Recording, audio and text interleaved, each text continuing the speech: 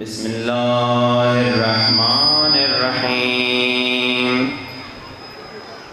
الحمد للہ رب العالمین الحمد للہ کما هو اہلہ والصلاة والسلام علی اشرف الانبیاء والمرسلین وخاتم النبیین ابی القاسم محمد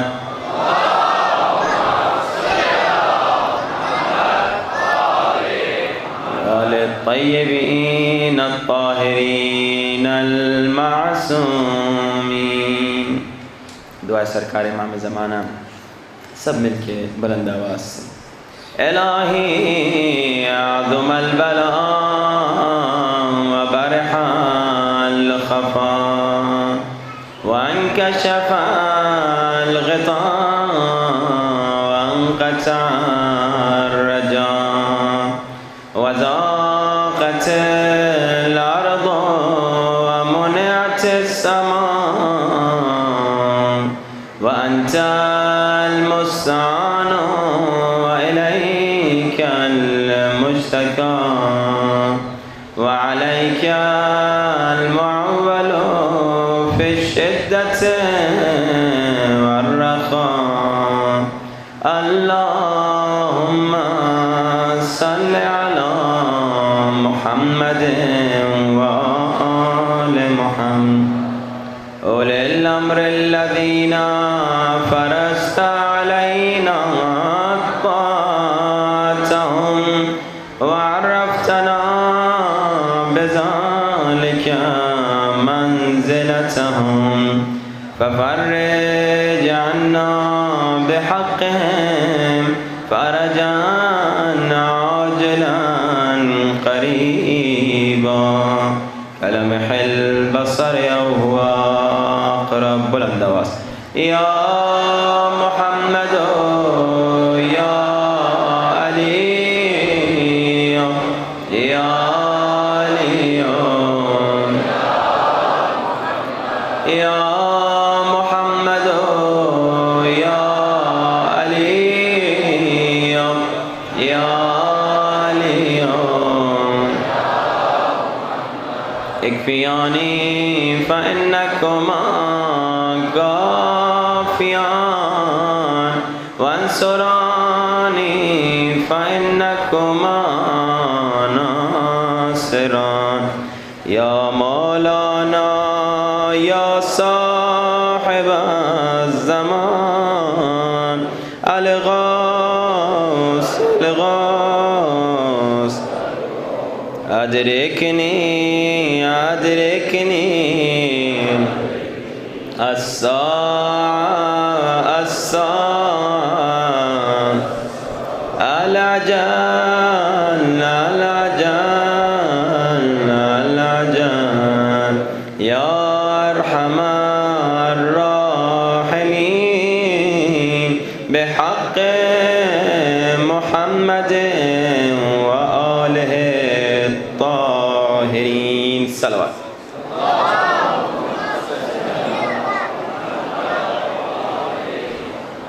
وعجل فرجهم۔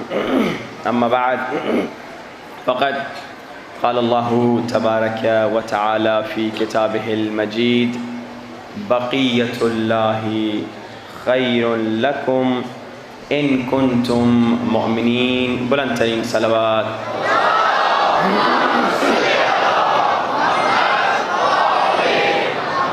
وعجل فرجهم۔ اذان واجب الاحترام، مسلسل گفتگو ہو رہی ہے کہ بقیت اللہ کے وجود سے تمہیں فائدہ ملے گا اگر تم مومن ہو جاؤ۔ اور مومن کسے کہا جاتا ہے؟ تو مسلسل گفتگو ہو رہی ہے کہ مومن وہ ہوتا ہے جس کا عقیدہ مضبوط ہوتا ہے۔ اپنے کچھ عقائد کا دفاع کرتے ہوئے ہم نویں مجلس میں داخل ہو گئے۔ ہمارا آخری موضوع جس پر ہم گفتگو کر رہے تھے وہ یہ تھا کہ ہمارا عقیدہ ہے کہ رسول ہم جیسے نہیں بلکہ رسول نور ہیں۔ بعض لوگ کہتے ہیں رسول ہم جیسے ہیں، ہم کہتے ہیں رسول نوری مخلوق ہیں، اور نور جب آتا ہے تو اندھیرا مٹتا ہے، نور جب آتا ہے تو گمراہی مٹتی ہے، ضلالت مٹتی ہے، ہدایت آتی ہے۔ جب نور آتا ہے تو ہدایت آتی ہے، گمراہی ہٹتی ہے، مٹتی ہے۔ تو اذان محترم، جو خود گمراہی کو ہٹانے والا ہے کیا اس میں ہذیان ہو سکتا ہے؟ یقیناً اس میں گمراہی نہیں ہو سکتی۔ بس یہی اصل مسئلہ ہے۔ وہ جو کہتے ہیں رسول ہم جیسے ہیں، وہ کہتے ہیں کیونکہ رسول ہم جیسے ہیں تو رسول غلطی بھی نعوذ باللہ کر سکتے ہیں۔ وہ لوگ کہتے ہیں نعوذ باللہ رسول خطا بھی کر سکتے ہیں کیونکہ ہم جیسے ہیں نعوذ باللہ۔ بس کیونکہ ان کا یہ عقیدہ ہے کہ رسول ہم جیسے ہیں تو کہتے ہیں رسول غلطی بھی کر سکتے ہیں، نعوذ باللہ خطا بھی کر سکتے ہیں۔ مگر ہم یہ کہتے ہیں نہیں، رسول غلطی بھی نہیں کر سکتے، خطا بھی نہیں کر سکتے، کیونکہ یہ کچھ نہیں کرتے مگر وحی الہی کے مطابق۔ رسول اپنی طرف سے نہ کچھ کہتے ہیں نہ کچھ کرتے ہیں، بلکہ رسول وہی کرتے ہیں جو وحی کہتی ہے۔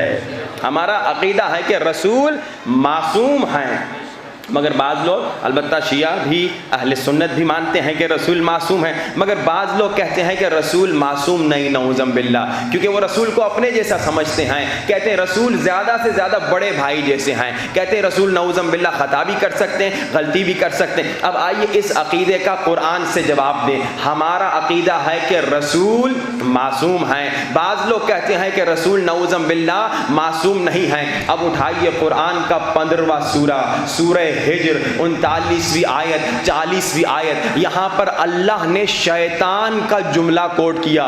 کس کا جملہ؟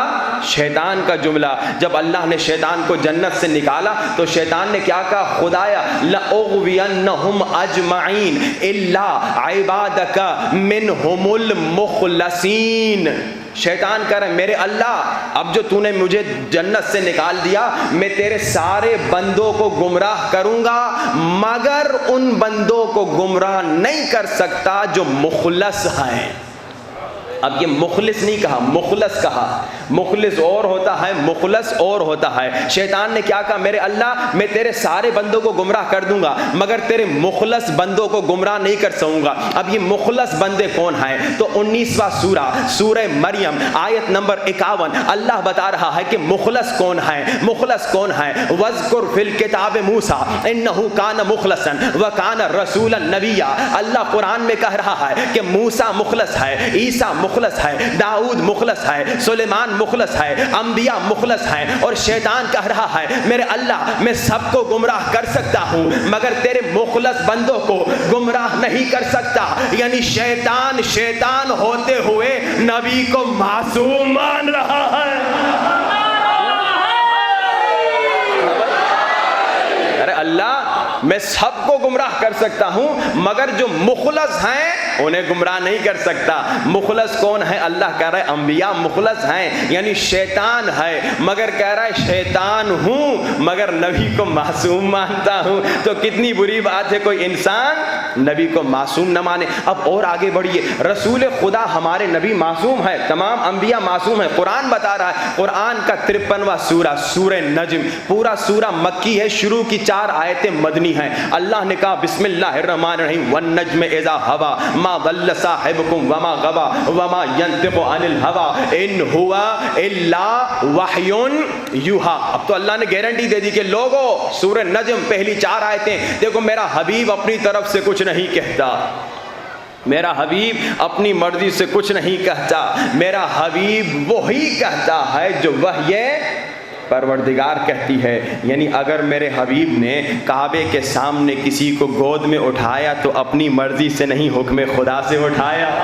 میرے حبیب نے کسی کو پروان چڑھایا تو خدا کے حکم سے، میرے حبیب نے کسی سے اپنا نکاح پڑھوایا تو خدا کے حکم سے، میرے حبیب نے کسی کو علم بردار بنایا تو خدا کے حکم سے، میرے حبیب نے کسی کو اپنا ولی بنایا تو خدا کے حکم سے، میرے حبیب نے کسی کو اپنا وصی بنایا تو خدا کے حکم سے، میرے حبیب نے اگر کسی کو نسانا کا مصداق ٹھہرایا تو خدا کے حکم سے، میرے حبیب نے اگر کسی کو انفسنا میں شامل کیا تو خدا کے حکم سے۔ یہ اپنی مرضی سے کچھ نہیں کہتا، یہ جو کہتا ہے خدا کے حکم سے کہتا ہے۔ اگر کہا علی منی و انا منہ تو خدا کے حکم سے، اگر کہا انا مدینۃ العلم و علی بابھا تو خدا کے حکم سے، اگر کہا علی مع القرآن والقرآن مع علی تو خدا کے حکم سے، اگر کسی سے محبت اور مودت کو اجر رسالت قرار دیا تو خدا کے حکم سے، اور اگر کسی کے ہاتھوں کو بلند کر کے من کنت مولا فہذا علی مولا کہا تو خدا کے حکم سے، اپنی مرضی سے۔ میرا حبیب اپنی طرف سے کچھ نہیں کہتا، اپنے حکم سے کچھ نہیں، اپنی مرضی سے کچھ نہیں، یہ وہی کہتا ہے جو وہی کہتی ہے۔ عزیزان محترم، اب ذرا غور فرمائیے کہ یہ آیت کیوں نازل ہوئی، کہاں نازل ہوئی، کب نازل ہوئی؟ یہ والنجم اذا ہوا ما ضل صاحبکم وما غوا وما ينطق عن الهوى ان هو الا وحی یوحی۔ ہوا یہ تھا کہ مسجد میں سارے لوگوں کے دروازے کھلے ہوئے تھے۔ جو لوگ دعائیں ندبہ میں آئے تھے اس کی طرف اشارہ تھا اگر آپ کو یاد ہو، مسجد میں سب کے گھروں کے دروازے کھلے ہوئے تھے۔ اللہ کے رسول نے کہا سب دروازے بند کر دو، اب ساروں نے بند کر لیے، مگر اللہ کے رسول نے کہا الا بابا علی، مگر علی کے گھر کا دروازہ کھلا رہے۔ اب جب اللہ کے رسول نے کہا کہ علی کے گھر کا دروازہ کھلا رہے تو لوگوں نے علی کی دشمنی میں، علی کے بغض میں کہہ دیا یہ اللہ کے رسول نے رشتہ داری کی وجہ سے علی کے گھر کا دروازہ کھلا رکھا۔ اب اللہ کے رسول ممبر پر آ گئے، اب بتا رہے ہیں کہ لوگوں میں نے رشتہ داری کی وجہ سے علی کے گھر کا دروازہ کھلا نہیں رکھا۔ یہ ابھی رسول آ گئے ممبر پہ بتا رہے ہیں کہ میں نے اپنی مرضی سے علی کے گھر کا دروازہ کھلا نہیں رکھا، اللہ کے حکم سے رکھا۔ کہ جبریل یہ آیت لے کر آ گئے کہ انہیں کہہ دو میں کچھ اپنی طرف سے نہیں کہتا، میں جو کہتا ہوں اللہ کے حکم کے مطابق کہتا ہوں۔ گویا جبریل یہ آیت اس وقت لے کر آ کر یہ بتا رہے ہیں کہ اے حبیب انہیں کہہ دے کہ ابھی تم نے علی کا مقام سمجھا ہی نہیں ہے، علی تو بہت عظیم ہے، یہ تو مسجد ہے، تمہیں اعتراض ہے کہ مسجد میں علی کا دروازہ گھر کا کیوں کھلا ہوا ہے؟ علی تو وہ عظیم ہے، علی تو وہ صاحب عظمت ہے کہ مسجد تو مسجد ہے، کعبے میں بھی علی اس دروازے سے نہیں جائیں گے جس سے دوسرے لوگ جاتے ہیں، کعبے میں علی کے لیے نیا در بنایا جائے گا۔ یہ تو مسجد ہے، کعبۃ اللہ میں بھی جب علی آئیں گے۔ اچھا اب ذرا آپ نے سوچا کہ لوگوں نے رسول پر اعتراض کیوں کیا؟ اچھا اس کی وجہ یہ تھی کہ رسول خدا مسلسل علی کے فضائل سناتے تھے۔ جب دیکھو علی کے فضائل بیاں ہو رہے ہیں، جہاں دیکھو علی کے فضائل بیاں، لگتا ایسا تھا کہ فضیلت آسماں سے اتر رہی ہیں، علی کا در تلاش کر رہی ہیں کہ کہاں ہے در علی، ہم ادھر اتر جائیں۔ تو ایک دو مرتبہ کی تو بات تھی نہیں، جب دیکھو کہا علی مولا، جب دیکھو کہا علی مولا۔ ایک اور اعتراض کا جواب مل گیا، ہم پہ اعتراض کرتے ہیں کہ علی مولا کیوں کہتے ہو؟ بھائی ہم پہ اعتراض نہ کرو، رسول خدا مسلسل کہہ رہے ہیں علی مولا، مسلسل علی کا ذکر، کبھی ناد علی کہا خیبر میں بلا دیا، کبھی کہا کہ علی ولی ہے انگوٹھی والی مثال، کبھی کہا کہ علی کی شان میں پوری سورہ دہر نازل ہو گئی، کبھی کچھ کا، مسلسل علی کی فضیلت میں آیتیں نازل ہو رہی ہیں، حدیثیں بتائی جا رہی ہیں، تو ان کے دلوں میں بغض تھا۔ اب دیکھیے آپ کو کچھ مثالیں دوں، اس زمانے میں لوگ سمجھتے تھے کہ اللہ کے علاوہ کوئی اور ولی بن نہیں سکتا، کہتے تھے اللہ ہی ولی ہے، مگر اللہ نے قرآن میں 5ویں سورہ کی 55ویں آیت میں آیت نازل کر کے بتا دیا اللہ بھی ولی، رسول بھی ولی، حالت رکوع میں زکوٰۃ دینے والے علی بھی ولی۔ لوگ حیران ہو گئے کہ بھائی یا علی، لوگ حیران ہو گئے کہ لوگ سمجھتے تھے کہ ولی صرف اللہ ہے، مگر اللہ نے کہا نبی بھی ولی، علی بھی ولی۔ اور آگے بڑھیے بھائی، ہر مسلمان کی آرزو ہوتی تھی کہ ہماری شان میں ایک آیت نازل ہو جائے، ہر مسلمان کی خواہش ہوتی تھی ہماری شان میں ایک آیت نازل ہو جائے، چاہے ہمارے خلاف ہی کیوں نہ ہو۔ وہ کہتے ہیں نا بدنام ہوئے تو کیا نام نہ ہوا، ہماری شان میں یا ہمارے خلاف قرآن میں ایک آیت نازل ہو جائے۔ مگر آپ قرآن اٹھا کے دیکھیے، قرآن کی آیتیں مسلسل علی کی شان میں نازل ہو رہی ہیں۔ بلکہ ایک اہل سنت کے عالم کہتے ہیں کہ علی کی شان میں 350 آیتیں قرآن میں نازل ہوئی ہیں۔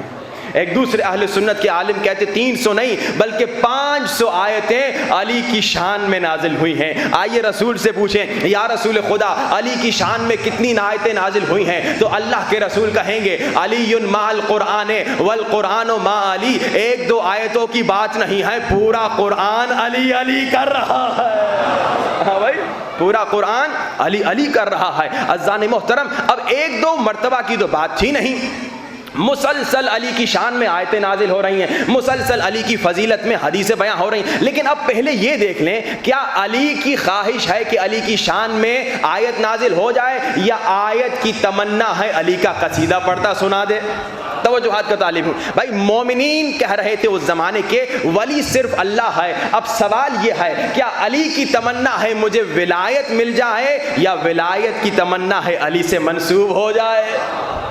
دیکھیے، اگر علی کی تمنا مجھے ولایت مل جائے، علی خود انگوٹھی لے کر فقیر کی تلاش میں نکلیں گے، لیکن اگر ولایت کی تمنا علی سے منسوب ہو جائے، فقیر خود مسجد میں انگوٹھی لینے آ جائے گا۔ اگر علی کی تمنا میری شان میں آیت نازل ہو، ایک دن جا کے اسیر کو روٹیاں دیں گے، ایک دن یتیم کو روٹیاں دیں گے، ایک دن مسکین کو روٹیاں دیں گے۔ لیکن اگر قرآن کی تمنا علی کا قصیدہ پڑھتا ہوا نظر آئے تو یتیم بھی علی کے در پہ آئے گا، اسیر بھی علی کے در پہ آئے گا، مسکین بھی علی کے در پہ آئے گا۔ تو عزیزان محترم، قرآن سورہ دہر کا قصیدہ نازل کرے گا کہ علی کی شان میں علی وہ ہے جو یتیم کو بھی مدد کرتا ہے، اسیر کو بھی مدد کرتا ہے، مسکین کو بھی مدد کرتا ہے۔ اور آگے بڑھیے، جنگ خیبر ہے، اب سارے مسلمانوں کی تمنا ہے ہمیں علم مل جائے۔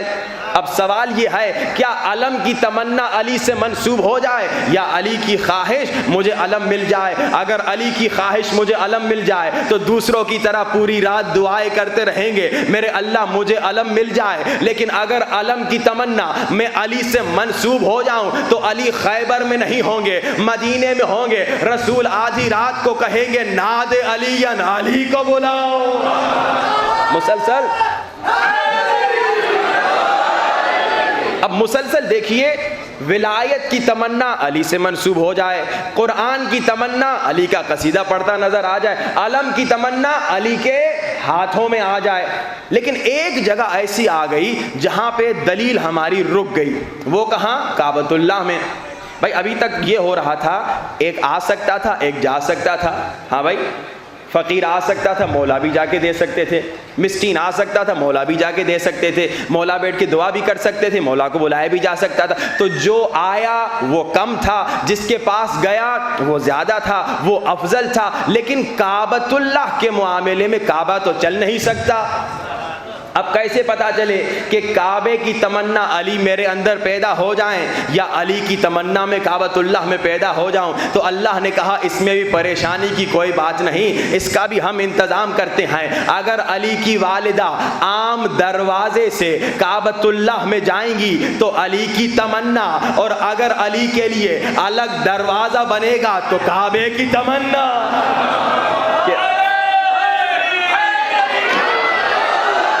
کعبے کی تمنا کہ علی مجھ میں پیدا ہو جائیں۔ تو عزیزان محترم، جب مسلسل علی کے فضائل نازل ہوئے، کبھی روایات میں، کبھی حدیث میں، کبھی آیتوں میں، تو لوگوں نے کہا کہ رسول خدا نے رشتہ داری کی وجہ سے علی کے گھر کا دروازہ کھلا رکھا۔ بس یہی آیت نازل ہوئی، میرے حبیب پہ اعتراض نہ کرنا، اس کا کلام اپنا کلام نہیں، میرا کلام ہے، اس کا عمل اس کا اپنا عمل نہیں، میرے حکم کے مطابق ہے۔ وما ينطق عن الهوى ان هو الا وحی یوحی، میرا حبیب معصوم ہے۔ اب دیکھیے ان کی غلطی کیا ہے، وہ لوگ جو کہتے ہیں نبی معصوم نہیں، ان کی کیا غلطی ہے؟ ان کی غلطی یہ ہے، قرآن کو یا خود سمجھنے کی کوشش کرتے ہیں یا غیر وارث قرآن سے لیتے ہیں۔ قرآن خود کہہ رہا ہے سورہ بقرہ میں 26ویں آیت میں وَيُضِلُّ بِهِ كَثِيرًا، اسی قرآن سے کئی لوگ گمراہ ہوتے ہیں۔ خدایا ہدایت کی کتاب ہے، اس سے کوئی گمراہ کیسے ہوگا؟ کہاں اس سے گمراہ کون ہوگا؟ وَمَا يُضِلُّ بِهِ إِلَّا الْفَاسِقِينَ، قرآن سے کون گمراہ ہوگا؟ جو فاسق ہوگا۔ فاسق کون ہے؟ فاسق وہ ہے جو قرآن کی تفسیر کسی اور سے لیتا ہے، وارث قرآن سے نہیں لیتا۔ قرآن ایک ایسی معمولی کتاب نہیں جس کا کوئی وارث نہ ہو، قرآن وہ کتاب ہے جس کا وارث ہے۔ قرآن 35ویں سورے میں سورہ فاطر کی 32ویں آیت میں کہہ رہا ہے ثم اورثنا الکتاب الذین اصطفینا من عبادنا، اس کتاب کے ہمارے مصطفیٰ بندے وارث ہیں۔ یہ کتاب بے وارث نہیں، اگر کتاب کو سمجھنا ہے تو وارث سے پوچھو، وارث سے سمجھو۔ بس مسلسل جو ہم نے اتنے دنوں میں گفتگو کی، اپنے عقائد کا دفاع کیا، ہم نے وارث قرآن سے پوچھا، اہل بیت سے پوچھا۔ وارث قرآن اہل بیت، یہی تو اللہ کے رسول نے فرمایا انی تارک فیکم الثقلین کتاب اللہ و عترتی اہل بیتی، کہ میں ایک کتاب چھوڑ کے جا رہا ہوں اور اپنی اہل بیت کو چھوڑ کے جا رہا ہوں۔ کتاب کے بارے میں کچھ پوچھنا ہے تو میری اہل بیت سے پوچھو، میری اہل بیت کے بارے میں پوچھنا ہے تو قرآن سے پوچھو۔ یہ دونوں ساتھ ہیں، الگ نہیں ہیں۔ قرآن کو سمجھنا ہے تو اہل بیت سے سمجھو، اہل بیت کو سمجھنا ہے تو قرآن سے سمجھو۔ بس یہی غلطی ہوئی لوگوں کی، جنہوں نے یہ مختلف غلط عقیدے بنا دیے، کبھی کہا وسیلے کا انکار کر دیا، کبھی کہا رسول ہم جیسے ہیں، اور کبھی کہا کہ رسول سے منسوب چیزوں کا احترام نہیں کرنا۔ ان کی غلطی یہی تھی کہ انہوں نے قرآن کسی اور سے سمجھا۔ قرآن کو سمجھنا اہل بیت سے ہے، اور اہل بیت کے در سے آپ مسلسل سن رہے ہیں کہ دنیا بھی کامیاب ہوگی، آخرت بھی کامیاب ہوگی۔ اہل بیت کا در ہمیں سکھا رہا ہے کہ لوگوں اخلاق تمہارا اچھا ہو۔ کل آپ نے سنا کہ آپ جتنی نمازیں پڑھ لیں، جتنے روزے رکھ لیں، اگر آپ کا اخلاق اچھا نہیں ہوگا وہ سب منہ پہ مارے جائیں گے۔ آپ نے سعد ابن معاذ کا واقعہ سنا، آیت اللہ پہلوانی کا واقعہ سنا کہ تھوڑا سا سخت ہو گئے خانوادہ کے ساتھ، فیملی کے ساتھ، بیوی بچوں کے ساتھ، تو ان کی 20 سال کی عبادتیں، گریہ و زاری، وہ سب ختم ہو گئی، ضائع ہو گئی۔ اخلاق اچھا بنائیے، مہدوی گھرانہ بنائیے۔ یہ مہدوی گھرانہ بنانا مشکل کام بھی نہیں اور آسان کام بھی نہیں۔ مشکل اس لیے نہیں، کوئی بڑے کام نہیں کرنے، آسان اس لیے نہیں کہ آپ بغیر محنت کے مہدوی گھرانہ بنا نہیں سکتے۔ آپ یہ نہیں کہہ سکتے بس میں بیٹھ جاؤں اور میرا گھر مہدوی گھر بن جائے گا، نہیں، آپ نے کوشش کرنی ہے۔ جیسے ماشاءاللہ ماں باپ نے کوشش کی، بچوں کو الہی عزم البلا سکھائی، اور انشاءاللہ جیسے میں نے کہا کہ آپ انشاءاللہ کوشش کیجئے کہ ایک چھوٹی سی کتاب بنائیں گے ہم بقیت اللہ کے نام سے، اس میں زیارتیں ہوں گی، دعائیں ہوں گی، امام زمانہ عجل اللہ تعالی فرجہ شریف کی صلوات پڑھی بآواز بلند،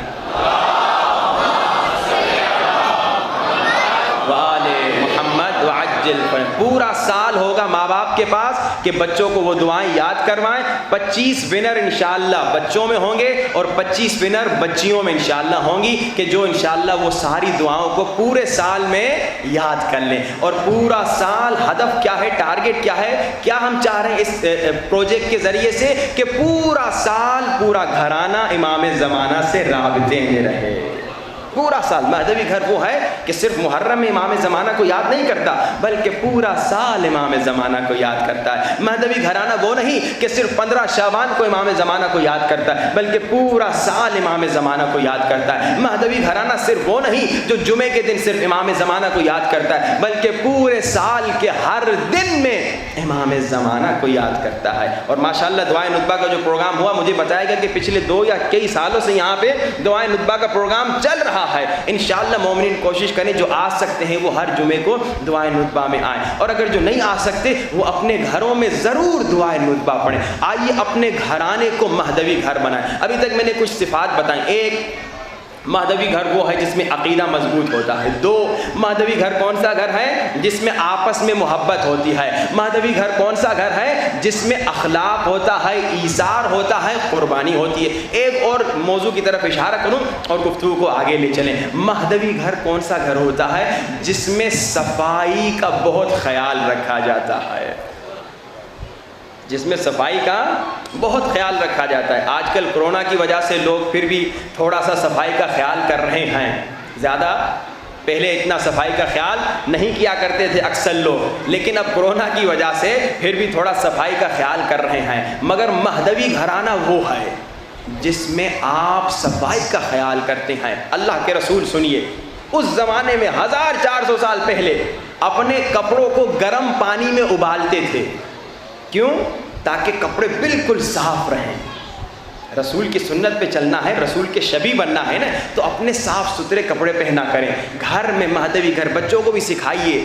بیوی مرد یا آپس میں بچے, گھرانہ مہدوی وہ ہے جس میں صفائی کا خیال رکھا جاتا ہے. اب سنیے, اللہ کے رسول فرماتے ہیں اگر کسی کے بال ہیں اور وہ بالوں کو کنگھی نہیں کرتا تو قیامت کے دن آگ کی کنگھی سے اس کے بالوں کی کنگھی کی جائے گی.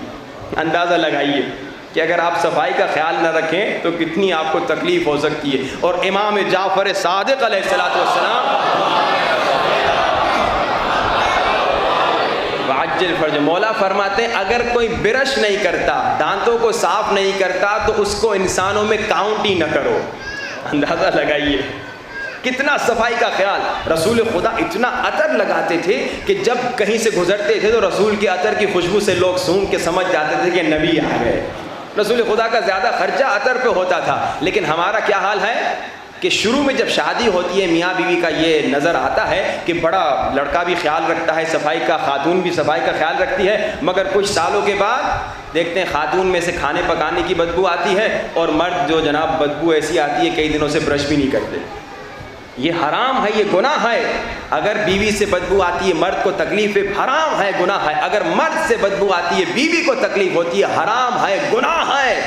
مہدوی گھرانہ ایسا نہیں ہوتا. لیکن افسوس سے ہمارے پاکستان میں صفائی کا بالکل خیال نہیں ہے. روڈوں پہ بھی آپ دیکھتے ہیں, گھروں میں بھی یہی حال ہے. 40 ووک جو لوگ گئے ہیں وہ جانتے ہوں گے, وہاں پہ ہم جب گئے تو ہم نے دیکھا دوسری قوموں والے جب آتے تھے صاف ستھرے, وہ بھی سفر میں ہوتے تھے, وہ بھی 2-2 3-3 دن چلتے تھے, مگر جو باتھ روم ہوتے تھے, نہانے کی جگہ ہوتی تھی, وہ کپڑے چینج کرتے تھے, نہاتے تھے, ان میں سے بدبو نہیں آتی تھی. مگر ہمارے پاکستانی مومنین جو نجف سے کپڑا پہنا وہی کپڑا پہن کے 3-4 دن تک بیچارے چلتے رہتے تھے. گرمی بھی ہوتی تھی, سرسوں کا تیل بھی لگایا ہوتا تھا, تو وہ دوسرے لوگ کہتے تھے تم پاکستانی ہو تو بڑے اچھے مگر تم میں سے بدبو آتی ہے. ہم کہتے تھے کیا کریں, یہ سرسوں کے تیل کا کمال ہے. صلوات پڑھی با آوازیں بولیں آل محمد. صفائی کا خیال رکھیں. مہدوی گھرانہ وہ ہے جو صفائی کا خیال رکھتا ہے. میں نے خود اپنی آنکھوں سے دیکھا, ہم کربلا سے واپس آ رہے تھے ایران, تو راستے میں نماز فجر کے لیے رکے تو واش روم جانا تھا, وضو بھی کرنا تھا. جتنے زائرین تھے گاڑی میں چپلیں رکھی ہوئی تھی, ننگے پیر ٹوائلٹ گئے, واش روم گئے, اور اسی طرح ننگے پیر وضو کر کے مسجد میں چلے گئے. تو وہ ایرانی کہہ رہا تھا بھائی یہ کیا کر رہے ہیں آپ لوگ. تو ہم نے کہا بھائی یہ بیچارے غلطی کر گئے, سارے ایسے نہیں ہوتے. لیکن افسوس سے کہنا پڑتا ہے ہم لوگ پاکستانی صفائی میں بہت پیچھے ہیں. مہدوی گھرانہ وہ ہے جو صفائی کرے. گاڑی میں بیٹھے ہوئے ہیں جناب, کچھ کھایا, کچرا باہر پھینک دیا. ہم خود اپنے شہر کا خیال نہیں کرتے. وہ الگ بات ہے, حکومت تو ہمارے بارے میں سوچتی ہی نہیں ہے. حکومت کا کام یہ, جو حکومت پہ آ جائے پیسے لوٹے, اپنے جیب بھرے اور چلا جائے. تو آپ خود اپنا خیال کریں, اپنے گھروں کے سامنے صفائی رکھیے, اپنے گھر میں صفائی رکھیے. بچوں کو سکھائیے بیٹا مہدوی گھرانہ وہ ہے جس میں صفائی ہوتی ہے. اور یہ جیسے اسپیشلی میاں بیوی کے متعلق, اگر بیوی کی بدبو آتی ہے میاں کو تکلیف ہوتی ہے, یا اگر میاں صفائی کا خیال نہیں کرتا بدبو بیوی کو آتی ہے, دونوں پر گناہ ہے, دونوں حرام کر رہے ہیں. آپ اپنے بچوں کو سکھائیے بیٹا صفائی کا خیال رکھو. مہدوی گھرانہ وہ ہے جس میں صفائی کا خیال ہوتا ہے. رسول خدا فرماتے ہیں میرے شبیہ بننا ہے تو صفائی کا خیال کرو. رسول عطر لگا رہے ہیں, کپڑے گرم پانی سے دھو رہے ہیں, اور ہم نے کئی مرتبہ دیکھا کئی لوگ کئی دن برش نہیں کرتے. اور ابھی آپ نے سنا برش نہ کرنے والا, مولا فرما رہے اسے انسانوں میں بھی کاؤنٹ نہ کرو. آئیے اپنے گھر کو مہدوی گھرانہ بنائیں. مہدوی گھرانہ یعنی ایثار, یعنی محبت, یعنی آپس میں عشق, یعنی صفائی کا خیال, یعنی قربانی. یہ ہے مہدوی گھرانہ. مگر ہم اکثر کیا ہوتا ہے, مجالس سنتے ہیں اس پر عمل نہیں کرتے. ایک سوال پوچھتا ہوں, میں نے ایک دن کہا تھا کہ 40 تک ہر روز 500 مرتبہ صلوات پڑھیں وعجل فرجہم کے ساتھ. کتنے لوگوں نے جب سے سنا 500 مرتبہ صلوات پڑھ رہے ہیں؟ وہ ہاتھ اٹھا سکتے ہیں. ماشاء اللہ 2 4 5 6 بھائی 5 بھائی بول دیں 10 لوگ 15 لوگ. اتنا بڑا مجمع, اتنے زیادہ لوگ سن رہے ہیں مگر عمل نہیں کر رہے, تو کیا فائدہ. نہیں بھولنا نہیں, آج میں پھر ریمائنڈ کروا رہا ہوں انشاءاللہ آج 9 محرم ہے، 40 تک، چہلم تک 40 دن امام کی خاطر یہ بھی نہیں کر سکتے ہم؟ میں نے کیا کہا، مہدوی گھرانہ وہ ہے کہ بچے کو کہیے بیٹا یہ 500 مرتبہ صلوات پڑھو، بیٹا آپ یاد دلائیے، بیٹا آج امام کو تحفہ دیا، بیٹا آج اٹھ کے امام کو سلام کیا۔ میں نے کیا کہا تھا، جب صبح اٹھیں تو بچوں کو کیا کہیں، بیٹا مجھے سلام نہ کہو، پہلے امام کو سلام کہو۔ اب جتنے مومنین بیٹھے ہیں کتنوں نے صبح اٹھتے ہی جب سے یہ بات سنی پہلے مولا کو سلام کرتے ہیں؟ ماشاءاللہ 2-4 سے زیادہ نظر نہیں آ رہے، یہ ماشاءاللہ ویسے ہی کہہ رہا ہوں، افسوس کی بات ہے۔ یہ بچوں کو سکھائیے۔ مجلس میں آنے کا مقصد کیا ہے؟ یہ جو مجلس میں آپ بیٹھتے ہیں آپ کو بڑا ثواب مل رہا ہے، 1 گھنٹہ 10 مرتبہ قرآن پڑھنے کے ثواب کے برابر ہے، اتنا بڑا ثواب ملا۔ لیکن مجلس کا مقصد کیا ہے؟ مجلس کا مقصد یہ میں بدلوں، میں چینج ہو جاؤں۔ جیسے میں نے کہا ماشاءاللہ آپ لوگ کئی امتحانوں میں پاس ہو چکے ہیں، نہ کورونا سے ڈرے، نہ طوفان سے ڈرے، بچوں کو بھی 26 بچوں کو الہی عظم البلا آپ نے یاد کروا دی، ماشاءاللہ سے دعائیں ندبہ میں 700 سے زیادہ مومنین مومنات بچے آ گئے۔ اب آئیے کوشش کیے جو سنا اس پر عمل کریں، کم سے کم یہ 2 چیزیں، کم سے کم رات کو جب سوئیں امام سے باتیں کرتے ہوئے سوئیں، صبح جب اٹھیں امام کو سلام کرتے ہوئے اٹھیں، اور دوسرا کیا، 40 تک، 40 سال نہیں کہہ رہا، 40 دن بس 40 دن چہلم تک پورا گھرانہ۔ مہدوی گھرانہ ایسا ہوتا ہے، یعنی کہ باپ صلوات پڑھ رہا ہے بچے کو نہیں کہہ رہا، نہیں، باپ پڑھ رہا ہے بچے کو بولے، بچی کو بولے، ماں پڑھے، پورا گھرانہ صلوات پڑھے، اللہم صلی علی محمد وآل محمد وعجل فرجہم۔ مگر آج افسوس سے کہنا پڑ رہا ہے ہم امام کے لیے کچھ کرنے کو تیار نہیں۔ سنیے یہ صلوات پڑھنے میں کتنی تکلیف ہوگی آپ کو، آدھا گھنٹہ بھی نہیں لگے گا۔ سنیے امام کے لیے اگر آپ چھوٹا سا کام بھی کریں، امام کے لیے چھوٹی سی دعا بھی کریں تو آپ کو کتنا ثواب ملے گا۔ اکثر لوگ کہتے ہیں ہم امام کے لیے کیوں دعا کریں، امام تو ویسے ہی زندہ ہوں گے اور آئیں گے، ان کا ظہور ہونا ہے، ہم امام کی سلامتی کے لیے کیوں دعا کریں، ہم امام کا صدقہ کیوں نکالیں، امام تو ویسے ہی زندہ رہیں گے۔ پہلی بات ہم امام کے لیے دعا اس لیے کرتے ہیں کہ اس دعا میں خود ہمیں فائدہ ملتا ہے، ہم امام کا صدقہ اس لیے نکالتے ہیں کہ اس صدقے میں خود ہمیں فائدہ ملتا ہے۔ لیکن اس سے بڑی بات ہم امام کے لیے دعا اس لیے کرتے ہیں کیونکہ ہم امام کے عاشق ہیں۔ انسان اپنے محبوب کے لیے دعا نہیں کرتا؟ میں نے کہا تھا نا آپ اپنے بچوں کے لیے دعا کرتے ہیں، ہر روز مجھے چٹھیاں دے رہے ہیں، مولانا دعا، مولانا دعا، مولانا دعا، اپنے لیے دعا۔ ایک چٹھی مجھے نہیں ملی کہ کوئی کہے مولانا امام زمانہ کے ظہور کے لیے دعا کیجئے۔ اپنے لیے تو دعائیں کروا رہے ہیں، مگر انسان جب عاشق ہوتا ہے تو چٹھیوں میں یہ مجھے ملا، میرے بچے کے لیے دعا کیجئے، بیوی کے لیے دعا کیجئے، رشتہ دار کے لیے دعا کیجئے، فلاں چیز کے لیے۔ ان تمام چیزوں سے محبت ہے مگر امام زمانہ کو بھلا دیا۔ جب کسی سے محبت ہوتی ہے انسان اس کے لیے دعا کرتا ہے، جب کسی سے محبت ہوتی ہے انسان اس کا صدقہ نکالتا ہے۔ امام کا صدقہ نکالیے کیونکہ امام سے محبت ہے، کیونکہ ہم امام کے عاشق ہیں۔ امام کے لیے دعا کیجئے کیونکہ ہم امام کے عاشق ہیں، اور اس دعا کا خود آپ کو ہی فائدہ ملے گا۔ اب یہ واقعہ سنیے، اگر تھک گئے ہیں تو بلند ترین صلوات۔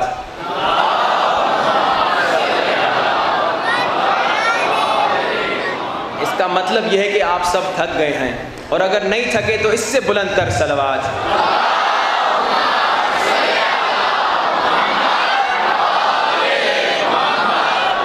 اس کا مطلب آپ بالکل نہیں تھکے ماشاءاللہ سے۔ اب سنیے واقعہ، ایک اہل سنت کا اصفہان کا رہنے والا ایک شخص تھا، سنی تھا، اصفہان کا رہنے والا، متوکل کے زمانے میں بزنس مین تھا۔ کہتا ہے بزنس میں نقصان ہوا تو بینکرپٹ ہو گیا، تو میں نے سوچا میں سامرہ جاتا ہوں، متوکل سے بات کرتا ہوں، تھوڑا مجھے لون دے دے، قرضہ دے دے تاکہ میرا بزنس چل جائے۔ کہتا ہے میں آیا سامرہ، اور سامرہ جو تھی وہ ایک جنگی چھاونی تھی۔ سامرہ میں وہاں پہ صلوات پڑھی بآواز بلند۔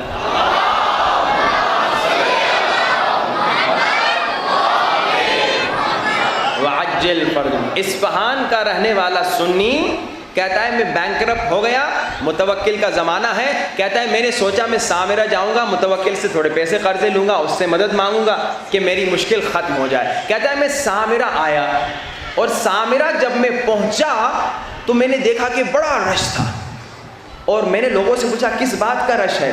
لوگوں نے کہا کہ امام علی النقی ایک سید ہے، رسول کا بیٹا ہے، اسے متوکل نے بلایا ہے، اسے متوکل نے اپنے پاس بلایا ہے۔ اب یہ سنی کہتا ہے، میں کوشش کرتا ہوں کہ یہ امام علی النقی کو دیکھ لوں، یہ کون ہے، یہ نبی زادہ کون؟ سنی تھا، نہیں جانتا تھا، نہ مانتا تھا نہ جانتا تھا۔ کہتا ہے میں نے کہا میں دیکھوں یہ علی النقی کون ہے۔ کہتا ہے میں مجمع میں سے اندر جا کے قریب گیا، میں جب قریب سے امام کو دیکھتا ہوں نورانی چہرہ، خوبصورت چہرہ، اتنا عظیم نور ہے چہرے میں۔ اچانک میرے دل میں خیال آیا متوکل تو بڑا خبیث ہے، کہیں اس نورانی سید زادے کو شہید نہ کر لے، اسے پتہ نہیں تھا یہ امام ہے کون ہے، کہا اس نورانی سید زادے کو، رسول کے بیٹے کو متوکل شہید نہ کر لے۔ اور وہیں پر یہ سنی کہتا ہے، اصفہان کا رہنے والا، کہتا ہے میں نے دل میں کہا میرے اللہ میری حاجت یہ ہے کہ مجھے بزنس میں ترقی ملے، آج میں یہ دعا کرتا ہوں کہ میری حاجت مجھے نہ دے، میری حاجت کے بدلے میں اس سید زادے کو بچا دے، میری حاجت کے بدلے میں اس رسول کے بیٹے کو بچا دے۔ کون تھا؟ سنی تھا، شیعہ بھی نہیں تھا۔ کہا میری حاجت مجھے نہیں چاہیے، میں بزنس میں بینکرپٹ ہوں، وہ میری حاجت ہے، وہ میری دعا ہے، مگر میری حاجت مجھے نہ دے، مگر اس سید زادے کو میرے اللہ بچا دے۔ امام علی النقی کی طرف اشارہ تھا۔ کہتا ہے میں نے یہ دعا کی، تھوڑی دیر کے بعد جب امام علی النقی میرے سامنے سے گزرے تو میری طرف متوجہ ہو کر کہتے ہیں عبد الرحمن، میرا نام لے کے، تم نے جو ہمارے لیے دعا کی وہ اللہ نے قبول کر دی، تم نے جو ہمارے لیے دعا کی اللہ نے قبول کر دی، اور بدلے میں ہم تمہیں 3 دعائیں قبول کرتے ہیں تمہاری۔ تم نے ہمارے لیے ایک دعا کی مگر ہم تمہاری 3 حاجتیں پوری کرتے ہیں۔ کیا مولا؟ مولا کہتے ہیں ایک تمہاری عمر طولانی کرتے ہیں، دوسرا تمہارے رزق میں بہت برکت دیتے ہیں، تیسرا تمہاری اولاد میں برکت دیتے ہیں۔ اور یہ عبد الرحمن جب یہ واقعہ سناتا ہے 70 سال کا ہوتا ہے۔ امام علی نقی بھی شہید ہو چکے تھے، امام حسن عسکری بھی شہید ہو چکے تھے، یہ 70 سال کا تھا، سنی تھا، شیعہ بھی ہو گیا، اور تب تک وہ کروڑ پتی تھا، اور اللہ نے اسے 10 بیٹے دیے۔ دیکھیے جب آپ امام کے لیے دعا کرتے ہیں تو آپ ہی کو فائدہ ملتا ہے۔ سنی تھا، امام کے لیے کیا دعا کی؟ میرے اللہ میری حاجت قبول نہ کر، اس سید کو بچا دے۔ جانتا بھی نہیں تھا، مانتا بھی نہیں تھا، مگر امام کتنے کریم ہیں۔ امام نے کہا تمہاری دعا ہمارے لیے قبول ہو گئی، ہم نے تمہاری 3 دعائیں قبول کر دیں۔ امام کے لیے دعا کیجئے، اپنی زندگیوں میں عادت ڈالیے، امام کے لیے مسلسل دعا کریں۔ امام مسلسل ہمارے لیے دعا کر رہے ہیں اور ہم امام کو بھلا دیں، کتنی بری بات ہے۔ اور آج جو مصائب میں نے پڑھنے ہیں نا، یہ وہ مصائب ہیں جو امام کا دل تڑپا دیتے ہیں۔ ایک عراق کا حلہ کا رہنے والا بڑا شاعر ہے، اسے امام زمانہ سے ملنے کا بڑا شوق ہوا، کہا میں امام زمانہ سے ملنا چاہتا ہوں۔ آپ لوگوں سے ایک سوال پوچھوں، زبان سے تو آپ لوگ ضرور کہیں گے کہ میں امام سے ملنا چاہتا ہوں، مگر آپ نے امام سے ملنے کے لیے کتنی کوشش کی؟ ہر انسان خود کو خود جواب دے۔ اب یہ حلہ کا رہنے والا شاعر کہتا ہے مجھے امام سے ملنے کا شوق ہوا، زمانے کے امام سے، تو میں نے کہا مولا امام زمانہ اس سال میں آپ کے لیے محرم میں انشاءاللہ شعر لکھوں گا۔ بڑا شاعر تھا، اگر آپ نے میرا شعر قبول کیا تو مجھے اپنی زیارت کروائیے گا، اور اگر آپ کی زیارت نہیں ہوئی یعنی آپ نے میرا شعر قبول نہیں کیا۔ یہ حلہ سے نکلتا ہے، کربلا تک پیدل جاتا ہے، عشق زیارت امام زمانہ میں روتا ہوا جاتا ہے، آتا ہے مولا حسین کی زری کے سامنے، رو رو کر شعر لکھتا ہے، اور شعر کس انداز سے لکھتا ہے، مصائب ہی مصائب کربلا کے، اور وہ لمحہ لمحہ انتظار کرتا ہے کہ اب امام کی زیارت ہو جائے، اب امام کی زیارت ہو جائے۔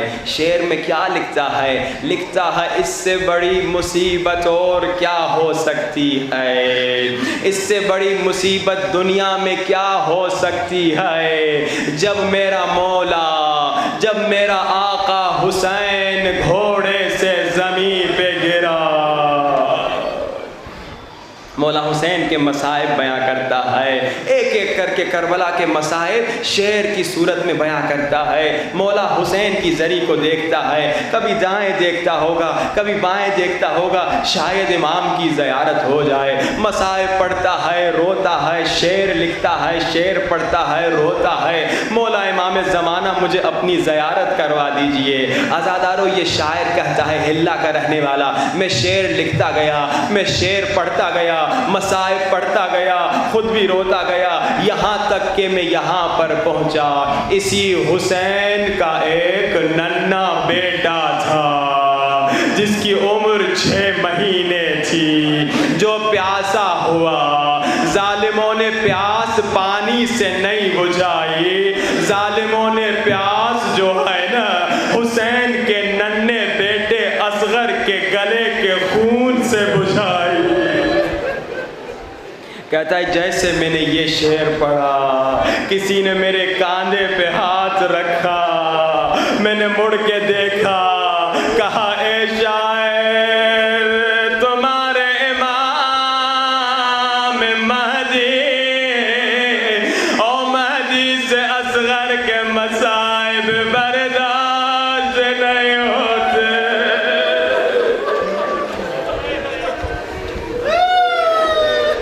آج کس کے مصائب پڑھنے ہیں؟ جس کے مصائب میں مولا امام زمانہ بھی تڑپتے ہیں۔ عزادارو، علی اصغر کے مصائب معمولی مصائب نہیں۔ ہندوستان کے ایک عالم کہتے ہیں، میں مجالس پڑھنے کے لیے ٹرین میں کہیں جا رہا تھا، ایک ہندو شخص میرے پاس آیا، کہتا ہے مولانا مجھے بتائیے کربلا میں کیا کیا ہوا۔ مولانا کہتے ہیں میں نے حسین کے مصائب سنائے، ہندو تھا مگر رو رہا تھا، میں نے اکبر کے مصائب سنائے، ہندو تھا مگر رو رہا تھا، میں نے قاسم کے مصائب سنائے، ہندو تھا مگر رو رہا تھا۔ مولانا کہتے جیسے میں نے اصغر کے مصائب شروع کیے، ہندو کھڑا ہو گیا، بس کیجئے مولانا، اب مجھ سے برداشت نہیں ہوتا۔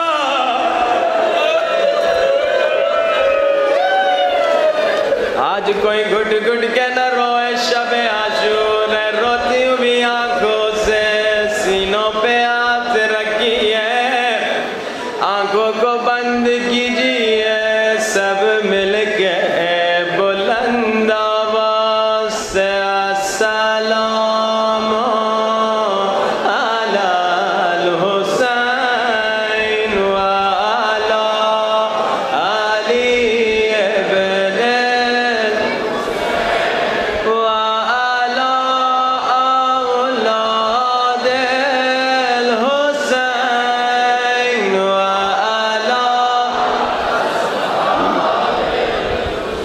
اتنا بڑا مجمع، اتنی تھوڑی آواز، اپنے مولا کو سلام بلند آواز سے کرو۔ تصور کرو کربلا میں ہو، تمہارا ہاتھ حسین کی زری پر ہے، اور بلند آواز سے کہو السلام علی الحسین وعلی علی ابن الحسین وعلی اولاد الحسین وعلی اصحاب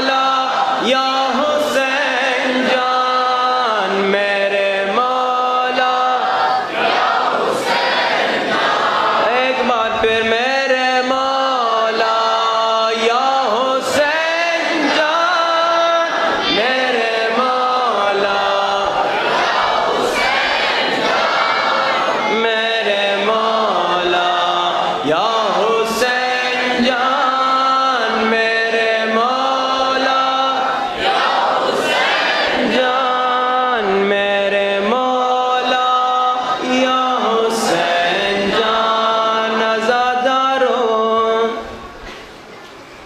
میرے مولا حسین کا ایک ظاہر جب کربلا پہلی مرتبہ گیا کہتا ہے میں نے پورے حرم میں بڑا تلاش کیا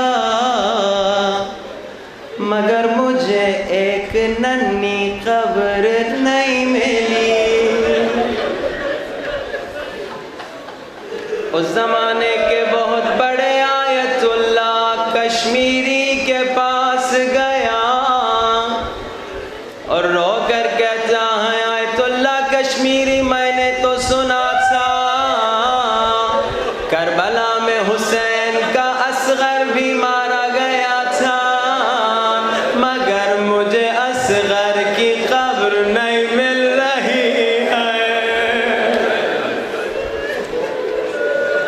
آیت اللہ کشمیری کہتے ہیں مجھے کچھ دنوں کی اجازت دو میں مولا حسین سے توسل کر کے پوچھتا ہوں کہ علی اصغر کی قبر کہاں ہے آیت اللہ کشمیری کو خواب میں امام حسین کی زیارت ہوتی ہے امام فرماتے علی اصغر کی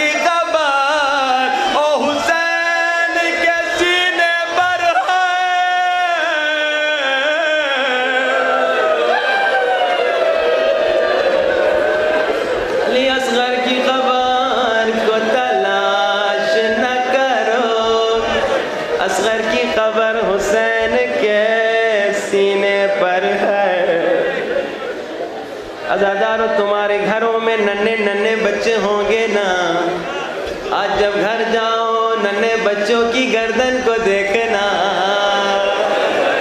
اور ننھے بچے کی گردن کو چوم لینا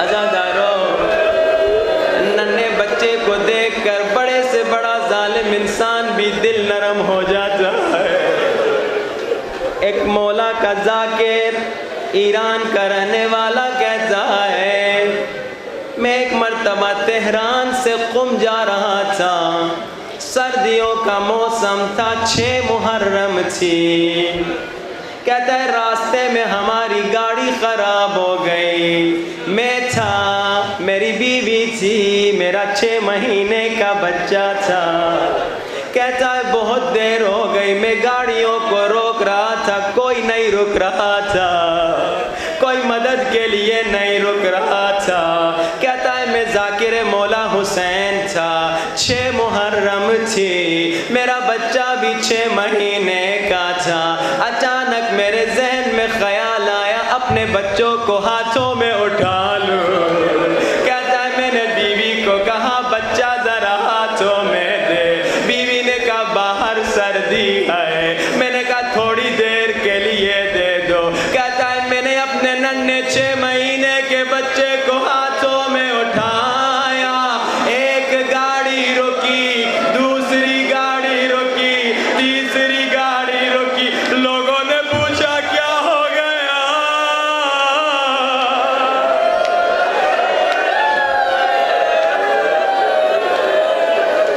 جیسے 6 مہینے کے بچے کو دیکھا سارے لوگ رک گئے یہ ذاکر کہتا ہے میں زاروں قطار رونے لگا اور رو رو کے کہنے لگا ہائے علی اصغر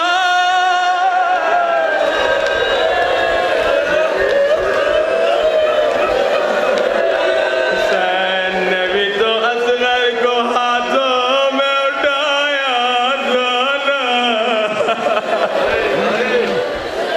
آج بہت مسائب پڑھنا ہے کوئی گٹ گٹ کے نہ روئے کوئی شرما شرما کے نہ روئے فارسی کا شعر سنانا چاہتا ہوں بیوی رباب اپنے ننھے اصغر سے کیسے باتیں کر رہی ہوں گی. شاعر نوحہ لکھتا ہے ماں اپنے ننھے بچے سے باتیں کر رہی ہیں. کیا کہہ رہی ہیں؟ علی جونا میرے ننھے علی اصغر با گریه هات عزیزم دلمو نسوزون. میرے اصغر تڑپ تڑپ کے رو کے میرے دل کو نہ تڑپا. جب بچے کو پیاس لگتی ہے بچہ تڑپتا ہے نا, ماں کہہ رہی ہے تڑپ تڑپ کے ماں کا دل نہ تڑپا ہو. زبون تو عزیزم دور لبت نچرخون. اصغر اپنی خشک زبان اپنے ہونٹوں پہ نہ لگا, تمہاری ماں سے برداشت نہیں ہوتا.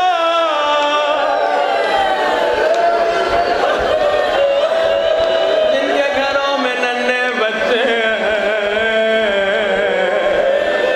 وہ ذرا غور سے سنیں. اب سنیے بی بی رباب شاعر کہہ رہا ہے علی اصغر کو کہہ رہی ہیں اونی کے بچه ها رو آب میداده. میرے بیٹے اصغر وہ جو تم بچوں کو پانی پلاتا تھا, اشارہ ہے حضرت عباس کی طرف, وہ جو تم بچوں کو پانی پلاتا تھا حالا دستاشو توی صحرا افتاده. اس کے دونوں بازو ہائے کٹ گئے ہیں. کون اصغر کے لیے پانی لے کر آئے گا؟ رو رو کے سب مل کے کہو یا حسین یا حسین یا حسین. بلند آواز سے یا حسین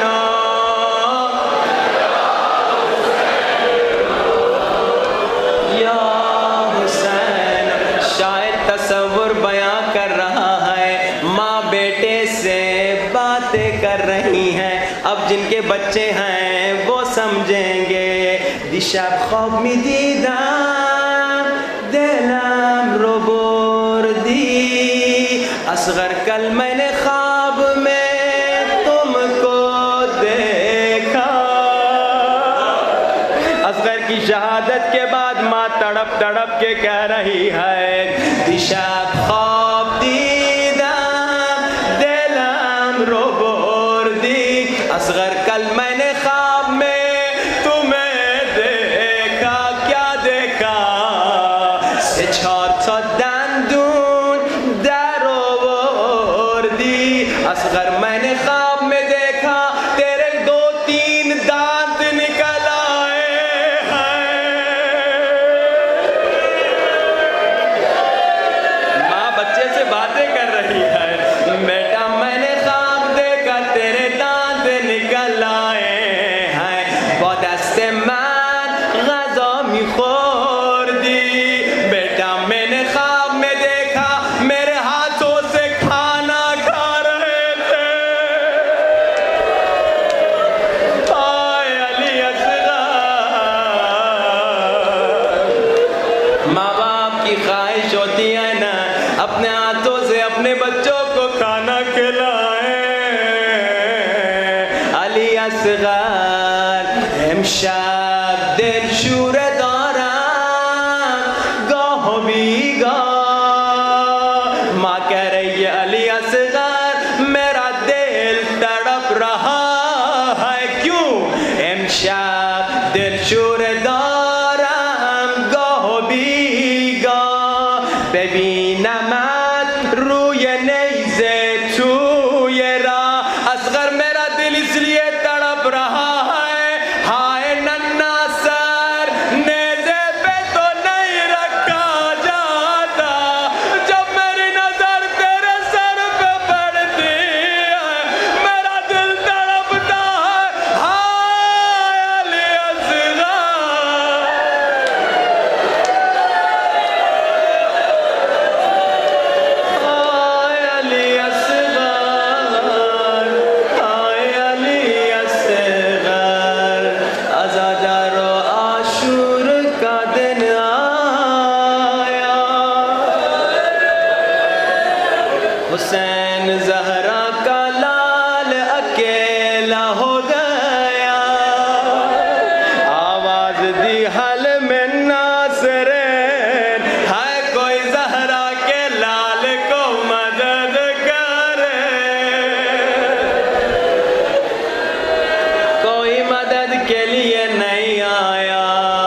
اگر علماء پڑھتے آئے حسین کو خیموں سے رونے کی آواز آئی، خیموں کی طرف آئے، کہا کیوں رو رہے ہو، ابھی میں زندہ ہوں۔ عجب نہیں بیویوں نے رو کے کہا مولا جب آپ نے کہا ہے کوئی مدد کرنے والا، ننھے اصغر نے خود کو جھولے سے گرا دیا، بابا میں ابھی زندہ ہوں۔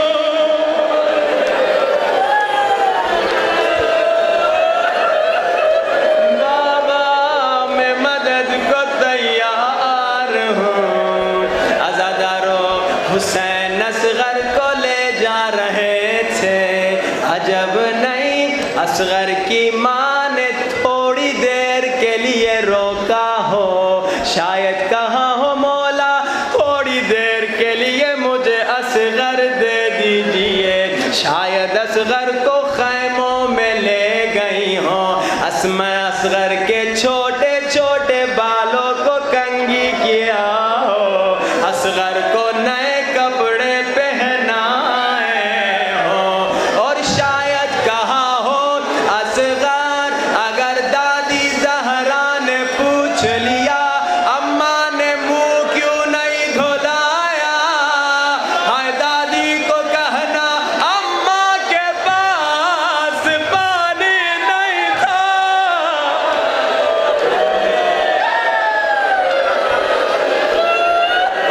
حسین کے ہاتھوں میں اصغر کو دیا، اصغر کو حسین لے کر آ رہے ہیں، یزیدیوں نے سمجھا حسین قرآن لے کر آ رہے ہیں، حسین نے فرمایا اگر تمہارا دشمن حسین ہے تو اس ننھے بچے نے تمہارا کیا بگاڑا۔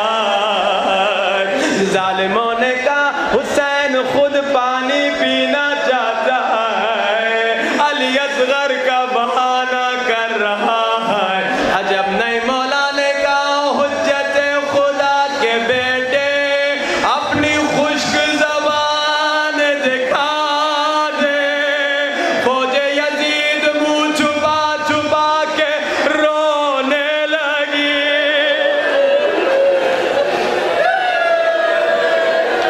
عزادارو عمر ابن سعد ڈرا کہیں انقلاب نہ آ جائے، حرملہ کو کہا حسین کے بیٹے کو شہید کر دو، عزادارو ظالم نے تیر اٹھایا مگر ہاتھ لرزے، پھر تیر اٹھایا مگر ہاتھ لرزے۔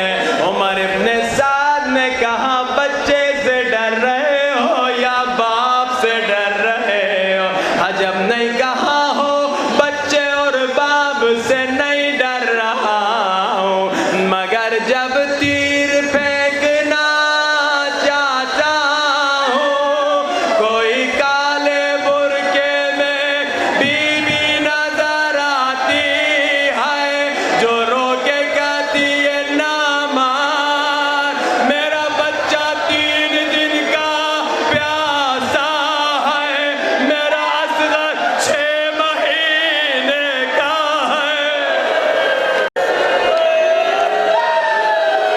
عزادارو اب عمر ابن سعد نے کہا میں تمہاری آنکھوں پہ پٹیاں باندھتا ہوں، تو تیر چلا دے۔ عزادارو عربوں میں 2 طرح کے تیر ہوتے تھے، ایک انسانوں کو مارنے کے لیے، ایک حیوانوں کو گرانے کے لیے۔ ظالم نے وہ تیر اٹھایا جس کا وزن اصغر سے زیادہ تھا،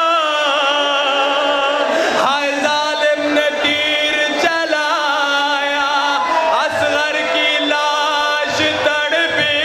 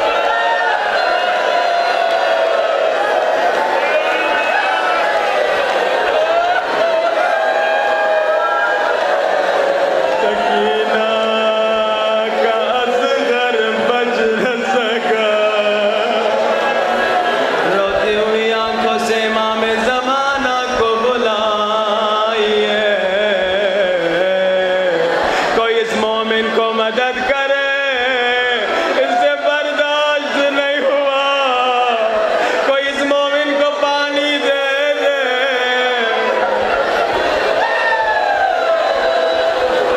عزادارو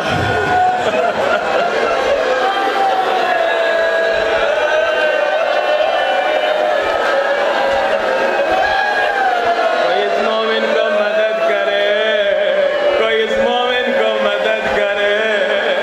ہائے مومن نے صرف سنا